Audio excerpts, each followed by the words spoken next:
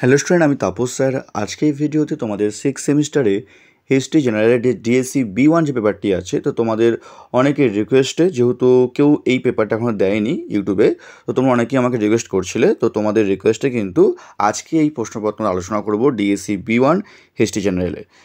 তো দেখো, প্রথমে তোমাদের 5 মার্কসের প্রশ্ন দেখো, 2023 সালের প্রশ্নপত্র। প্রথম প্রশ্ন দেখো, বাণিজ্যিক পুঁজিবাদ কী। নেক্সট, লেসে ফেয়ার নীতি বলতে কী বোঝো। পরের প্রশ্ন, ষোড়শ শতকে ইউরোপের নব্য বণিকদের তুমি কিভাবে চরিত্রায়িত করবে। তারপরের প্রশ্ন, বৈজ্ঞানিক সমাজতন্ত্র বলতে কী বোঝো। নেক্সট প্রশ্ন, কাল্পনিক সমাজতন্ত্রবাদে রবার্ট ওয়েনের অবদান কী ছিল। তারপর, ইংল্যান্ডের এনক্লোজার ব্যবস্থার উপর একটি সংক্ষিপ্ত টিকা লেখো।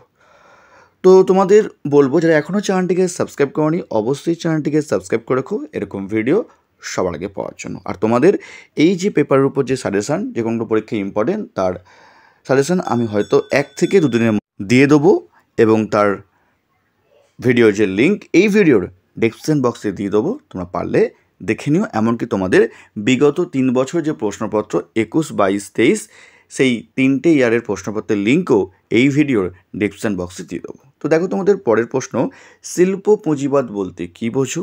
নেক্সট, শিল্পায়ন কীভাবে ইউরোপে একটি নতুন শ্রমিক শ্রেণীর জন্ম দিয়েছিল।